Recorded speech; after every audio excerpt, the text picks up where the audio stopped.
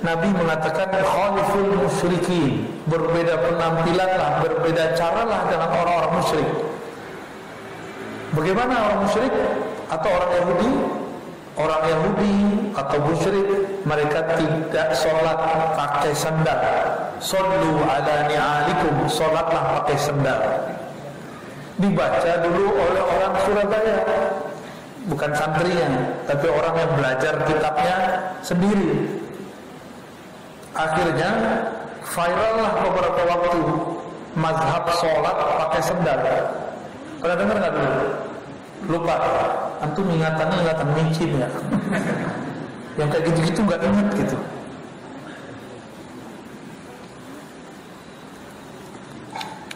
Ketika ditanya oleh ulama MUI, kenapa anda sholat mesti pakai sendal? Disebutin hadis Abu Dawud supaya berbeda dengan Yahudi. Padahal itu Yahudi zaman kapan ya? Yahudi sekarang sholat pakai sepatu malah. Udah lihat belum Yahudi sholat? Pakai sepatu pak. Ya.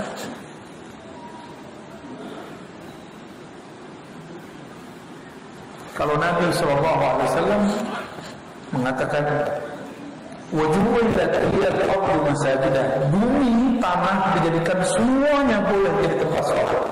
Ya. Yang ke-13, ini angka yang ditakuti mereka, takhsisut taharati bil ma. Umat terdahulu kalau bersuci khusus dengan air, tapi umat kita boleh dengan istinja, dengan batu atau dengan kain yang keras, atau dengan, kalau sekarang tisu yang kasar itu boleh, usah. Ya. Enak gak jadi umat sekarang? Enak ya? Gak bersyukur juga? Masih ngeluh ya? Karena ada video-video yang isinya mengeluh, umat ini tidak menuntut apa-apa gitu kan? Itu ngeluh isinya, kayaknya ilmiah tapi ternyata isinya keluhan. Nah, di bab berikut, nah ini perbedaan dengan umat terdahulu. Wa min khasa'is hadhihi ummah, keutamaan umat ini al-ikram bil rahmatil khassah, dimuliakan dengan rahmat yang istimewa. Ikramun fil akhirah bil rahmatil khassah. Nah, ini ada di Quran.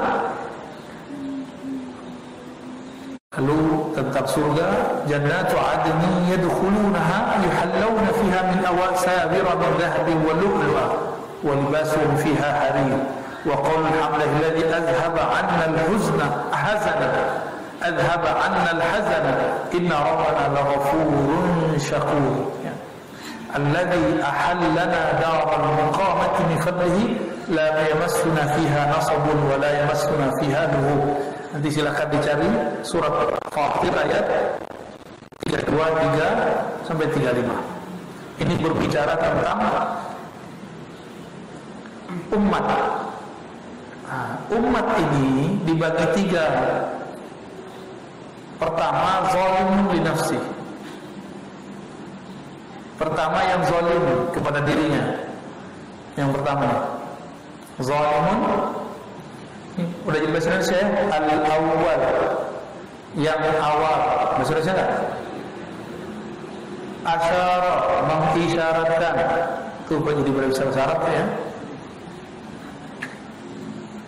Asyara, mengisyaratkan, biqaulihi, dengan qaul, perkataannya. Faminhum, di antara mereka ada yang zalim. Bahasa Indonesia li nafsihi, terhadap dirinya. Siapa yang disebut zalim? Orang zalim itu yang tidak melaksanakan kewajibannya, lalu yang kurang sempurna melaksanakan kewajibannya, dan melakukan yang dilarang Allah. Atau dia melakukan amal soleh tapi juga bermaksiat, itu disebut zalimun li nafsi. Itu kita ya, benar nggak? Benar nggak kita? Ini kita loh Pak, yang bicarakan Allah ini kita nih. Umat ini zalimun li nafsi, ada yang zalim kepada dirinya. dia suka melakukan yang dilarang oleh Allah Subhanahu wa taala. Yang kedua, sedang wa minhum muqtasidun. Dia melaksanakan yang wajib, ya, meninggalkan yang haram, ya. Tapi amalnya pas-pasan. Terkadang melakukan yang dimakruhkan.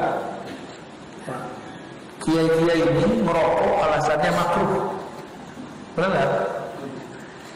Makruh haram. Makruh haram. Nah, yang bilang makruh pasti ngerokok. Saya berdebat, saya nggak merokok, Pak. Saya berdebat, yang debat bukan ulama, tapi tamatan salah satu universitas di Bandung. Kata dia, rokok itu syirik. Pernah dengar nggak orang ngomong itu? Rokok syirik. Gimana? Alasannya sederhana.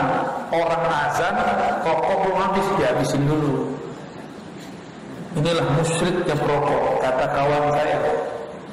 Ya, tamatan salah satu universitas di Bandung. Ya. Jangan ngerasa dulu. Saya tanya, rokok disebutkan nggak keharamannya di Quran? Dia nggak hafiz Quran, ngomong juga nggak tahu. Saya kasih tahu ya, di Quran yang diharamkan itu khamar. Apa? Khamar. Apa arti khamar? Tuak atau narkoba. Di Quran khamar hanya disebut dengan kalimat rijsun. Apa arti rijsun? Ya teman merokok. Enggak ya. Kalau ya jenggotnya udah habis tuh. Rijsun. Apa rijsun? Rijsun ada mengartikan najis atau terlarang. Nah, kita artikan terlarang.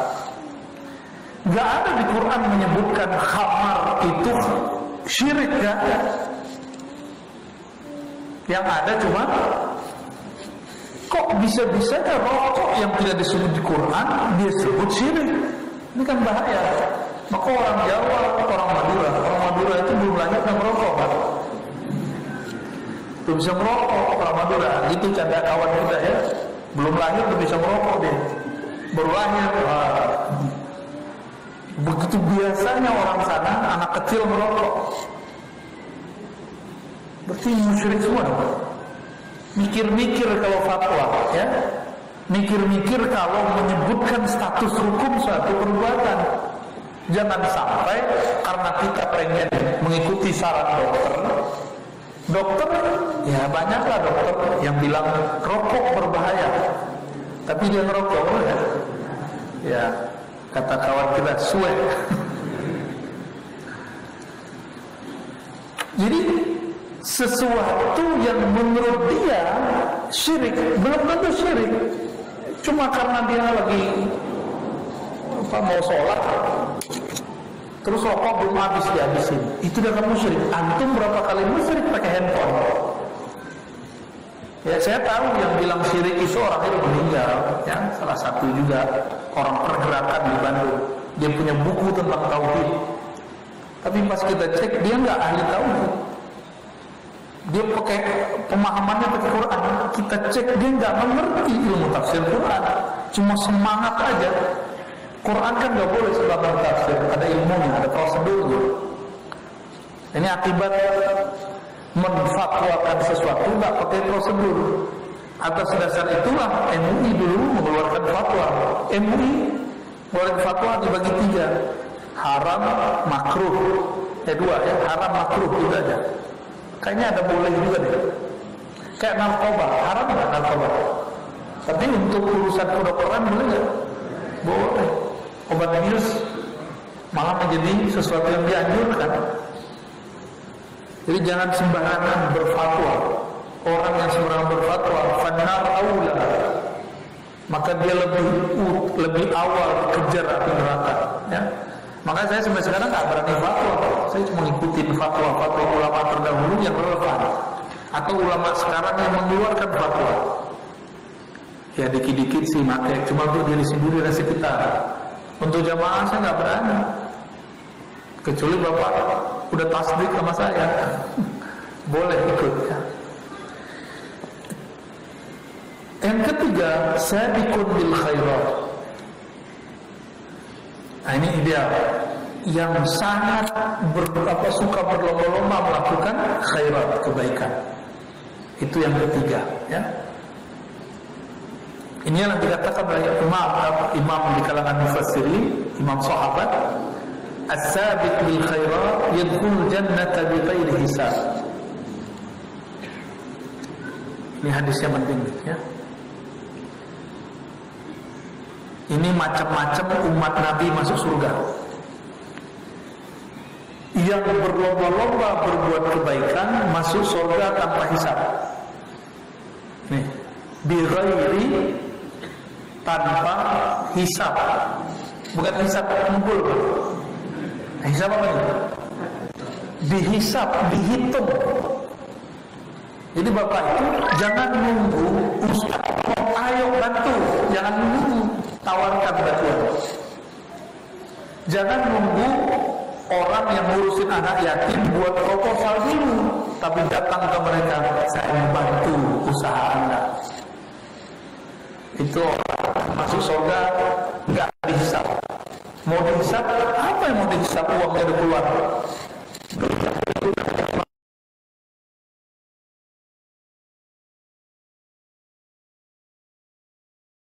Bukan lagi di Mesir.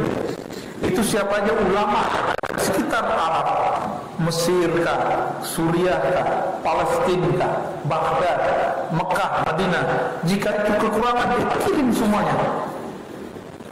Tapi di akhir tahun dia tidak wajib mengeluarkan zakat karena semua hartanya habis keluar. Itu Imam Laits bin Sa'ad. Kalau kita gimana? Bapak tabungan ada berapa itu? Kalau sudah di atas 45.000 terkumpul 45 juta, terkumpul setahun bayar zakat. Ya, bayarin zakatnya. Terus pengapul saya. Jangan sampai nggak dikeluarin.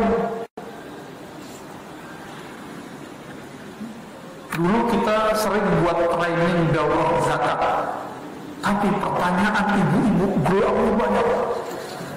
Cincin emas di setiap jari kecuali jempol. Pertanyaannya bagaimana menghindar dari bayar zakat?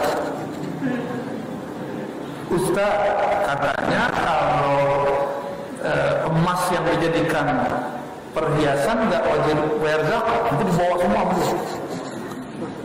Ada istilahnya az-zahab al-hulli, emas yang dijadikan perhiasan. Ulama kita berbeda pendapat mengenai wajibkah dizakatkan atau tidak. Itu masuk hulli itu yang dipakai, bukan perhiasan yang disimpan. Kalau disimpan kena, tapi kalau dipakai nggak kena. Oleh satu mazhab, tapi untuk mazhab yang hati-hati sebaiknya tetap bayar. Ngeluh lagi kawan kita dari Batam, Ustaz, saya berzakat kok sama miskin. Jadi pengen menghindar dari zakat. Kata Ustaz pula, kalau sedekah dilipat gandakan jadi 10 sampai 700. Kok saya tambah melarat? Ini nyala-nyalain Ustaz, nyala-nyalain Allah. Perintah berzakat bukan berarti perintah berhenti kerja. Dia berhenti kerja lalu bayar zakat. Yang disalahkan zakatnya. Beragama kalau gak waras begitu ya. Al-muqtasidu yadkhulul jannata bi rahmatillah. Orang-orang yang beramalnya pas-pasan masuk surga karena rahmat Allah. Sholat tapi nggak khusyuk, ya kan? Kayak kita ini kan, bener. Maksiat sih jarang, makruh banyak. Kayaknya kita belum sampai level ini. Kayaknya level kita yang ini, yang ketiga nih. Zalim kepada diri sendiri.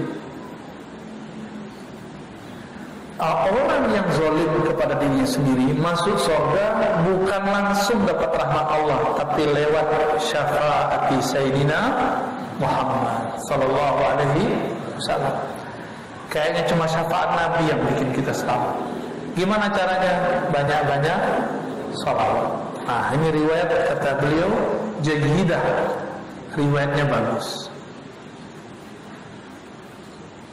Udah mau jam 8:30 Pak. Tadi mulainya agak telat ya. Saya 8:30 ya. Jadi umat kita dapat apa di hadis ini? Satu, tidak dihisab.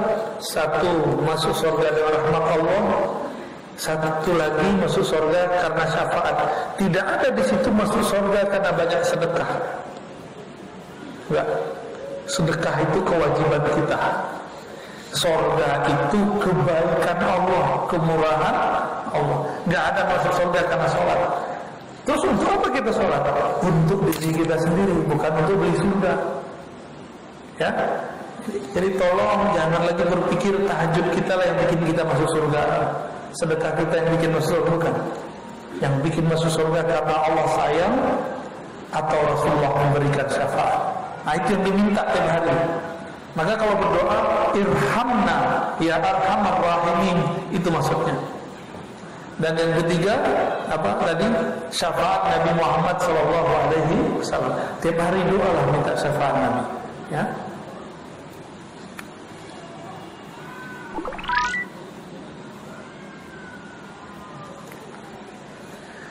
Nabi Sulaiman dihisab 2000 tahun, Pak.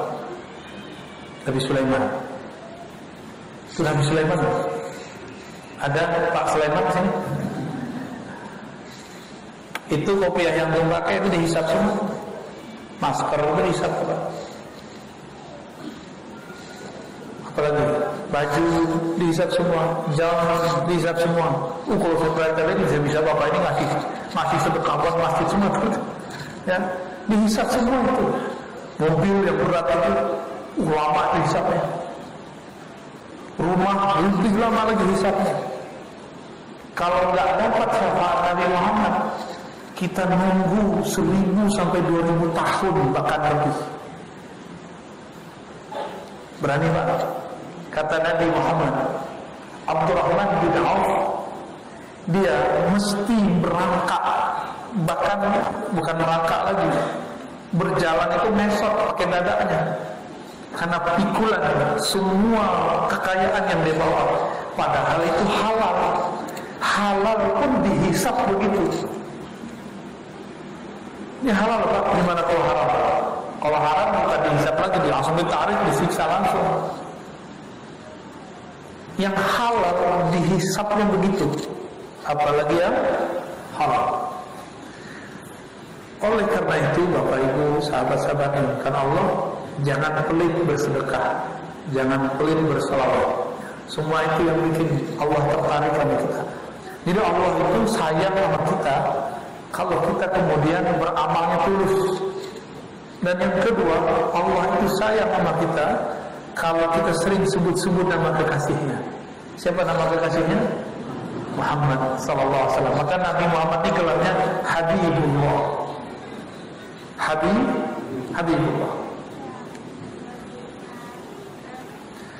Maka di dunia ini, di alam semesta ini, yang Allah anggap orang itu ada, itu yang berselawat kepada Nabi Muhammad sallallahu alaihi wasallam.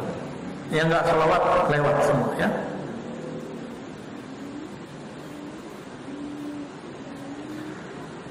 Ini minimal pembahasan kita mengenai umat Nabi Muhammad. Tadi perbedaan yang umat terdahulu, lalu di masa mendatang kita dapat rahmatnya. Ya. Umur pendek tapi surganya paling tinggi, itu umat Nabi Muhammad. Bukan karena amal, tapi lagi karena rahmat. Rahmat itu, ini saya tulis.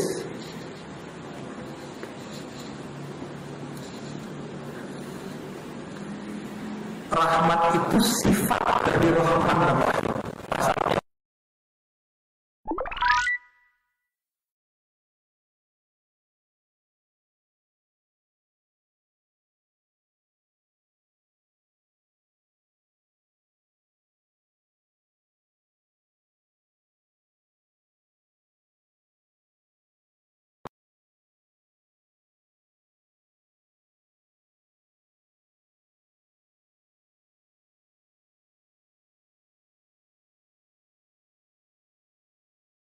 Ar-Rahman itulah kita nggak boleh kemudian mengingkari. Kok yang Yahudi enak ya? Kok Cina enak ya? Jangan ngomong gitu lagi. Ya. Siapa tahu mereka tidak percaya kepada Allah. Kalaupun mereka tidak percaya kepada Allah,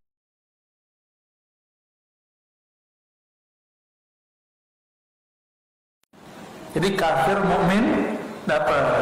Inilah yang kita lakukan di dunia kerja. Yang kerja ada yang beriman.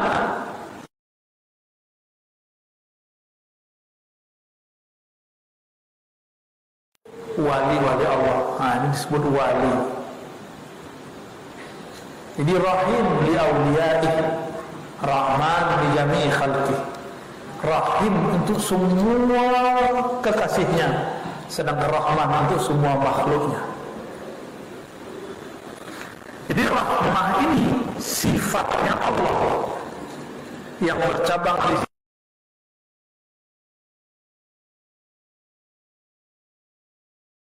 siksa, enggak dihisab. Rahmah Allah ini, Bapak Ibu yang bukan Allah, adanya di mana? Adanya di qalbu Rasulullah. Ada di qalbu Rasulullah. Ya. Hanya ada di qalbu beliau. Maka berselawatlah kepada Rasulullah, nama kita akan muncul dalam qalbunya. Gitu, ya. Kalau nama kita masuk ke daftar orang yang Nabi balas salawatnya, Allah akan memberikan syafaat kita semua. Nah, jadi wirid akhir zaman yang paling kuat, yang nggak boleh ditinggal adalah salawat. Salawat itu yang paling banyak dilakukan itu sekarang di negeri kita dalam bentuk salawatan, maulidah. Maka kemana-mana saya menyarankan tolong hidupkan majelis maulid. Itulah cara ngambil hati Rasulullah Sallallahu Alaihi Wasallam.